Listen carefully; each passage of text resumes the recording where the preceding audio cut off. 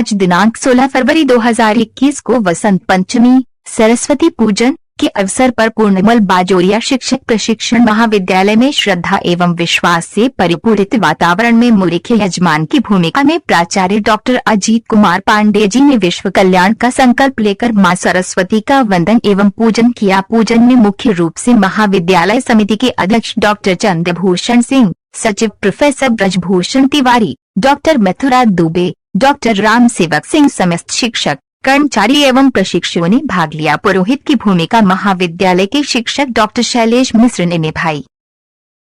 पूरनमल बाजोरिया नरगाकोठी चंपानगर शिक्षक प्रशिक्षण महाविद्यालय के सचिव हमारे साथ मौजूद हैं।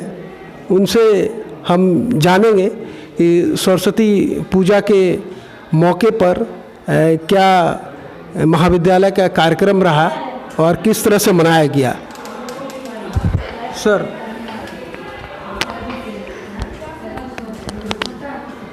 आज पूरे देश में विद्या की देवी माता सरस्वती की पूजा समारोह पूर्वक मनाई जाती है। हम अनंत काल से पूरे विश्व को ज्ञान देते आए हैं। हमारी यह सोच हमेशा यह रही है कि लोक का कल्याण हो, दुनिया का कल्याण हो। केवल अपना कल्याण हम नहीं चाहते, हम चाहते हैं कि हमारे परिवार का कल्याण हो, हमारे समाज का कल्याण हो, हमारे देश का कल्याण हो और विश्व का कल्याण हो। सर्वे भवन्तु सुखिनः की भावना के साथ विद्या भारती के विभिन्न जो संगठन हैं, जो संस्थाएं हैं, चाहे वो विद्या मंदिर हो, शिशु मंदिर हो या जो कॉलेजेज हैं, तो इसी भावना के साथ सभी संचालित हैं। समाज में सुख कैसे आए, समाज में समृद्धि कैसे आए, समाज में सद्बुद्धि कैसे आए, प्रायः यह देखा जाता है कि बुद्धिजीवी शब्द का प्रयोग लोग करते हैं जो विदेशी भावभूमि पर आधारित है। हमारे यहाँ ऋषियों महर्षियों ने जो विचार दिए हैं, उन विचारों को छोड़कर हम किसी विदेशी विचार को अपनाते हैं।